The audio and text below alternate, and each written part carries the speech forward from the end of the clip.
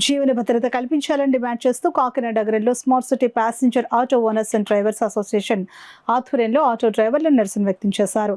బాలాజీ చెరువు సెంటర్ నుండి జిల్లా కలెక్టర్ కార్యాలయం వరకు భారీ ప్రదర్శన నిర్వహించారు. మంగళవారం సిఐటియు సారథ్యంలో Kakinada smart city passenger auto owners and drivers association నాయకత్వంలో వివిధ ఆటో స్టాండ్లకు చెందిన ఆటో డ్రైవర్లు కాకినాడ బాలాజీ చెరువు సెంటర్ నుండి జిల్లా కలెక్టర్ కార్యాలయం వరకు భారీ ప్రదర్శన నిర్వహించారు. అనంతరం ధర్నా శిబిరంలో సిఐటియు జిల్లా అధ్యక్షుడు దువ్వ శేషబాబు, అసోసియేషన్ అధ్యక్షుడు నురుకుర్తి సూర్యప్రకాష్ రావు మాట్లాడుతూ ఆటోలకు ముఖ్య ప్రయాణికులు మహిళలేనని అన్నారు.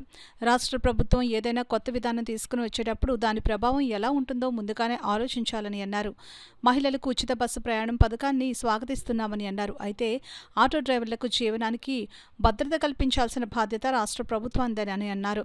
సిఐటియు జిల్లా ప్రధాన కార్యదర్శి చెక్కల రాజ్కుమార్, నగర ప్యాసింజర్ ఆటో యూనియన్ నాయకులు తాతిపూడి మూర్తిలు మాట్లాడుతూ ర్యాపిడో వల్ల కూడా డ్రైవర్లు నష్టపోతున్నారని, ప్రభుత్వం వారే ఒక యాప్ ఏర్పాటు చేయాలని అన్నారు. ఇన్సూరెన్స్, ఫిట్నెస్ చలనాలను ప్రభుత్వమే ఏర్పాటు చేయాలని, లేని పక్షంలో ఆర్థిక సహాయం అందించాలని అన్నారు. ధర్నానంతరం జిల్లా రెవెన్యూ అధికారి జె వెంకటరావుకు వినతిపత్రం సమర్పించగా ప్రభుత్వానికి తెలియజేస్తామని అన్నారు. ఈ కార్యక్రమంలో అసోసియేషన్ నాయకులు నక్కా కృష్ణ, కోయిరాజు, పెంకే చంద్రరావు, చక్కల దుర్గాప్రసాద్, ఎం అప్పారావు, కె నాగేశ్వరరావు, కొండ్రు శ్రీను, ముత్యాలు, భాష, కంచి శ్రీను, రవిచంద్ర, వెంకటేశ్వరరావు, ఇల్లంకి శ్రీను, కొండబాబు, రాజు, సత్యనారాయణ, లక్ష్మణ్, సింహాద్రి, అప్పారావు, నాగరాజు, రత్నకుమార్, బుజ్జి, కేశవులతో పాటు సిఐటియు నగర convener Malaka Venkataramana, co convener Pallavala Veerababu, జిల్లా కమిటీ సభ్యుడు మేడిశెట్టి వెంకటరమణ తదితరులు పాల్గొన్నారు. ప్రయాణ సౌకర్యం అంటే ఒక ఆర్టీసీ బస్సులో ఒక మహిళ ఎక్కిన తర్వాత ఆవిడకి కావాల్సిన చోట ఆర్టీసీ డ్రైవర్ ఆ బస్సు ఆపలేడు, ఆ పైన ఆటో వాళ్ళ చేయగలరు. అందుకని రాష్ట్ర ప్రభుత్వం ఆటో వాళ్ళను ఉపయోగించుకుని వాళ్ళకి నెలకి ఇంత అని చెప్పి కనీస వేతనం 26,000 రూపాయలు ఇవ్వండి. మహిళల్ని ఎక్కడెక్కడ దింపాలో, ఏ ఊళ్ళో దింపాలో చెప్పండి, ఆ ఏర్పాట్లంతా కూడా చేస్తారు. మరో పెద్ద సమస్య ఏంటంటే ఇప్పుడు ఓలా, ఉబరు, ర్యాపిడో ఇవన్నీ వచ్చిన తర్వాత ఆటో వాళ్ళు చేసే జీవనభూతి తగ్గిపోయింది. ప్రభుత్వం ఏం చేయాలంటే ప్రభుత్వమే సొంతంగా ఒక యాప్ని తయారు చేయాలి. అప్పుడు ప్రభుత్వం ఆటో వాళ్ళకి సహకరించినట్టు ఉంటుంది, ప్రజలకు కూడా సహకరించినట్టుగా ఉంటుంది. మరొకటి ఏంటంటే ఫిట్నెస్ అనేటువంటిది ఈ రోజున ఏంటంటే ప్రైవేట్ వాళ్ళకి ఇచ్చారు. ఈ ప్రైవేట్ వాళ్ళకి ఇస్తే ఏం జరుగుతుందంటే ఈ బండి తీసుకెళ్తున్నాడు, ఆ రోజు పని జరగకపోతే మరుసటి రోజుకు వాయిదా వేస్తున్నాడు, మొదటి రోజు చల్లనం కట్టాలి, మళ్ళీ రెండో రోజు మూడో రోజు వెళ్తే మళ్ళీ ఇంకోసారి చల్లనం కట్టాలి. ఇదంతా ఎక్కడ సాధ్యం? ఈ మధ్యన రోడ్డు రవాణా కార్మికుల అఖిల భారత మహాసభ నేలలో జరిగింది, నేను వెళ్ళాను. అక్కడ ట్రాన్స్పోర్ట్ బోర్డులు ఉన్నది. దాంతోపాటు మధ్యప్రదేశ్లో ఉంది, బీహార్లో ఉంది, ఆంధ్రప్రదేశ్లో లేదు. ఒక వెల్ఫేర్ బోర్డు ఏర్పాటు చేయాలని చెప్పి కోరుతున్నాం. డ్రైవర్కి యాక్సిడెంట్ అయితే ఇన్సూరెన్స్ కల్పించాలి. ఆ రకంగా ఇతర రాష్ట్రాలు చేస్తున్నారు. యాక్సిడెంటల్ డెత్ జరిగితే 10 లక్షలు ఇస్తున్నారు. డ్రైవర్ పిల్లలకు చదువుకోవడానికి స్టైఫండ్ ఇస్తున్నారు. యాక్సిడెంట్లో కాలు చెయ్యి విరిగితే సౌకర్యం అందజేస్తున్నారు. ఈ పనులన్నీ రాష్ట్ర ప్రభుత్వం చేయాలని చెప్పి కోరుతున్నాం.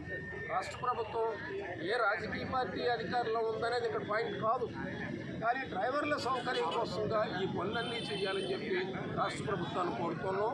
ఈ సమస్యల మీద చర్చించడం కోసం ఈ నెల 24వ తారీఖుని ఒంగోలులో ఒక రాష్ట్ర స్థాయి సమావేశం జరుగుతుంది.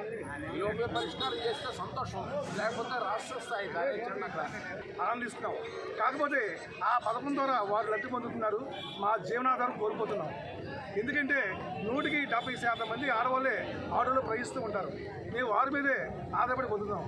ఈరోజు ఆ పథకం పెట్టడం వల్ల మేము చాలా నష్టపోతున్నామండి. అందుకని ప్రభుత్వం ఫస్ట్ మా మీద దృష్టి పెట్టి మరి మేము నష్టపోయే వాళ్ళకి మాకు ఏ విధంగా ఆదుకోవాలి అది ఫస్ట్ ప్రభుత్వం ఆలోచించాలండి. ఎందుకంటే మేము ఆటో ఫైనాన్స్ కట్టుకోవాలి, ఇంటి కట్టుకోవాలి, పిల్లల్ని చదివించుకోవాలి. అయితే మాకు ఇప్పుడు వచ్చే ఆదాయమే 500 రూపాయలు వస్తుంది, మాకు డీజిల్ పోగా. ఇప్పుడు 500 కాదు కదా, ఇప్పుడు 200 కూడా రావడం కష్టమైపోతుంది. ఈ పథకం ఆగస్టు 15 అమలైతే మరి ఆగస్టు 15 మన స్వతంత్రం వచ్చిందని సంతోషించాలో, మా జీవనాధారం పోతుందని చెప్పి మేము బాధపడాలో తెలియని పరిస్థితుల్లో మేము ఉన్నామండి.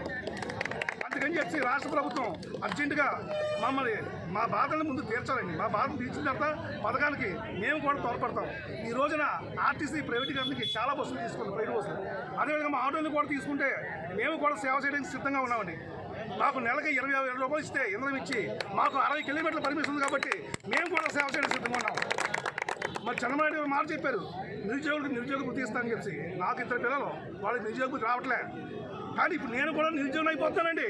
ఆ లేబర్గా పోషించుకోను. అందుకని నిరుద్యోగ వృత్తి నాకు కావాలి. లేదంటే నాకు 5,000 రూపాయలు మా ఆటో డ్రైవర్లకి నిరుద్యోగ వృత్తి ఇవ్వండి. మాకు ఏదో ఒక ఆధారం చూపించండి. ముందు మా బతుకేదో చూడండి. ఎందుకంటే ఇప్పటికే ర్యాపిడ్ చెప్పారు కదండి మా సారు, ఈ ర్యాపిడో వల్ల ఈ యొక్క ఆన్లైన్ బుక్ చేసుకున్న ఆటో వల్ల మేము చాలా నష్టపోతున్నాం. దానితో ఏమో ఇప్పుడు ప్రైవేటీకరణ చేస్తారండి. ఆన్లైన్ మన బ్రేకులు ఫిట్నెస్ వాళ్ళు ఏమో ఒక రోజు అయిపోవలసింది వాళ్ళ ఆదాయం కోసం 2-3 సార్లు తిప్పిస్తున్నారండి. దానివల్ల మేము చాలా నష్టపోతున్నామండి.